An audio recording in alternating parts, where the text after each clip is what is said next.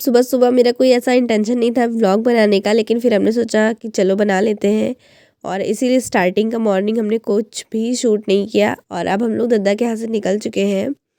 बस मिलने में बहुत टाइम लग गया था, 1 घंटे तक हम लोगों ने वेट किया, फिर जाकर ये बस मिली और बस में सोते सोते हम लोग आ रहे हैं। तो गाइस सब कह रहे थे मत बोला करो। तो अब हम लोग बस से उतर चुके हैं और अब ऑटो में बैठ गए, फटाफट घर पहुंच जाते हैं, फिर आप लोगों से मिलते हैं। अभी हम लोग घर आ चुके हैं और हमसे मिलने देखिए कौन है।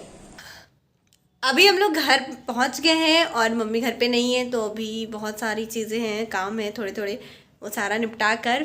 पता है आते वक्त तो हम आप लोग को टाइम बताना भूल गए, बट अभी आप लोग देख लीजिए। अभी सबसे पहले जो मुझे काम करना है वो गर्म पानी करना है। गर्म पानी जब भी ट्रैवलिंग करके आते हैं तो पहले हम गर्म पानी पीते हैं, जब से कि कोरोना वाला हो गया है तो। और जब तक पानी गर्म होता है तब तक अपना बैग खाली कर लेते हैं फटाफट। इसके बाद फटाफट बैग खाली कर लेते हैं। बैग में ज़्यादा कुछ है नहीं, एडमिट कार्ड, आधार कार्ड और यही सब था। उसके अलावा जैकेट है, ये सब रखना है मुझे, सब अपनी अपनी जगह पे फटाफट रख देते हैं।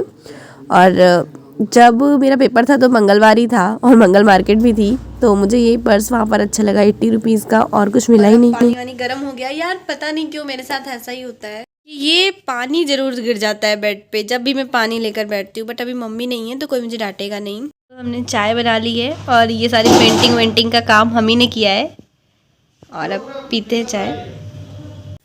शाम हो गई है और अब ये दीपक मुझे बाहर रखना है और अभी अभी मम्मी भी आई है, ये देखिए आप लोग। बस बंद कर दो।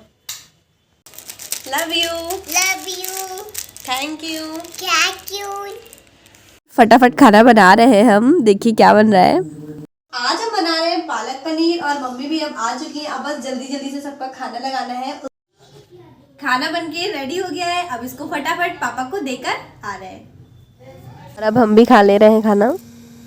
और अब मेरे एग्ज़ाम की वजह से कॉपी किताब इधर उधर सब फैल गई थी, वो सब सही कर रहे हैं। और उसके बाद मुझे कुछ ये बुक देखने के बाद तो बहुत ही ज़्यादा दुख होता है। प्राथमिक शिक्षक भर्ती, ये मेरा सिलेबस है, इसको दीवार पर चिपकाए थे बट अभी निकाल दिए हैं। और अब मुझे क्या करना है कि सारी चीज़ें समेट कर रख लेना है। और सबसे यही कहना है कि अभी अगर वैकेंसी का जो भी न्यूज़ आया है, हमने भी सुना आप लोगों की तरह ही, तो बिल्कुल उम्मीद नहीं ख़त्म कर देना कि अब नहीं आएगी, अब क्या करेंगे। पढ़ाई अपनी कंटिन्यू रखना है। इसके अलावा फॉर्म अप्लाई करते रहना है अदर एग्ज़ाम्स के भी। और ऐसा नहीं है कि हम लोग सुपर डेट की प्रिपरेशन करते हैं तो अदर एग्ज़ाम नहीं क्रैक कर सकते, क्योंकि DLED 17 बैच के ही मेरे जानने वालों में से 2 लोगों का सिलेक्शन UPSI में हुआ है, क्योंकि उन्होंने रेगुलर पढ़ाई की है और फोकस्ड रहकर ही तैयारी की है, तभी उनका सिलेक्शन हुआ है। तो इसी तरह से तैयारी करते रहना है, डीमोटिवेट नहीं होना है। और जो भी चीज़ें अब तक पढ़ी हुई है उन सबको रिवाइज़ करते रहिए। बहुत सारे लोग ऐसे हैं जो अब DSSB की भी प्रिपरेशन करेंगे, तो बिल्कुल कर सकते हैं। और इसके अलावा आंसर की आ जाए तो आप लोग अपना KVS PRT का भी देख सकते हैं, उसके आगे के लिए भी प्रिपेयर खुद को कर सकते हैं। और ये नहीं मानकर चलना है कि अब हम क्या करें, अब तो सब कुछ ख़त्म हो गया है, तो ऐसा कुछ भी नहीं है।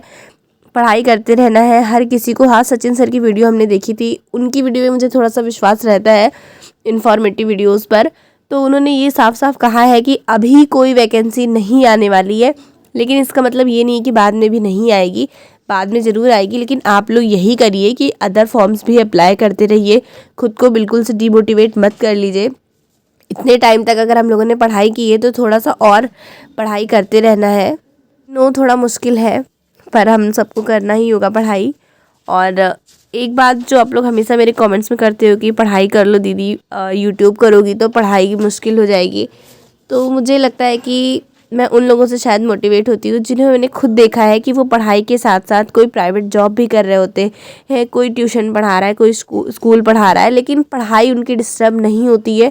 और जीजू भी हमेशा एक बात कहते हैं पढ़ाई के साथ साथ खुद को मोटिवेट करना ज़रूरी है। ये मेरा KVS PRT का सिलेबस है जो कि हमने पूरे पन्ने पर लिख रखा था। आप लोगों के बहुत ज़्यादा कमेंट आ रहे थे कि दी आपका पेपर KVS का कैसा हुआ, कैसे क्वेश्चंस थे, तो थोड़ा सा हम आप लोगों से डिस्कस करना चाहते हैं।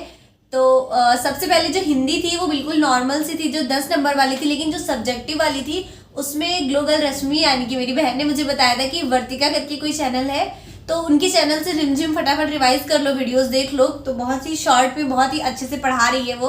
वहाँ से हमने रिमझिम की 1-2 वीडियो देख ली थी और उसमें से बहुत सारे क्वेश्चंस आ भी गए थे। बिट्टो बहादुर बिट्टो के बारे में क्वेश्चन थे और बादल वाले क्वेश्चन थे, मतलब बहुत सारे क्वेश्चन वहां से आ गए थे। कई सारे राइटर्स के भी नाम पूछ लिए थे, जैसे 4 पंक्ति दी गई थी और पूछ लिया था किसके राइटर कौन है। और मैथ्स की अगर हम बात कर ले तो मैथ का जो लेवल था वो बिल्कुल भी कॉम्पिटिटिव लेवल नहीं था, बहुत ही बेसिक से क्वेश्चन थे। और जो ईवीएस का पोर्शन था वो तो पूरा बिल्कुल सीटेड जैसा ही था। कालबेलिस के बारे में क्वेश्चन पूछा गया था और वो जो रेगिस्तानी ओक होता है उससे रिलेटेड क्वेश्चन थे, मतलब कई सारे पॉइंट्स दे दिए गए थे और फिर उसमें से बताना था ए बी सही है या बी सी सही है या ए बी। साइकोलॉजी की अगर हम बात करें तो उसके क्वेश्चंस बता पाना मेरे लिए थोड़ा सा टफ होगा कि सही किया या गलत किया। आंसर की अगर मेरी आती है तो हम उसको जरूर से जरूर मैच करेंगे और आप लोगों के साथ शेयर करेंगे। अगर कोई और भी सजेशन होगी तो कमेंट सेक्शन में जरूर दीजिएगा, मुझे बहुत अच्छा लगता है आप लोगों के कमेंट्स पढ़ना, क्योंकि आप लोगों के कमेंट्स में बहुत ज़्यादा प्यार होता है, बहुत ज़्यादा सपोर्ट होता है। सो मिलते हैं कल वाली वीडियो में आप लोगों के कमेंट्स के रिप्लाई के साथ।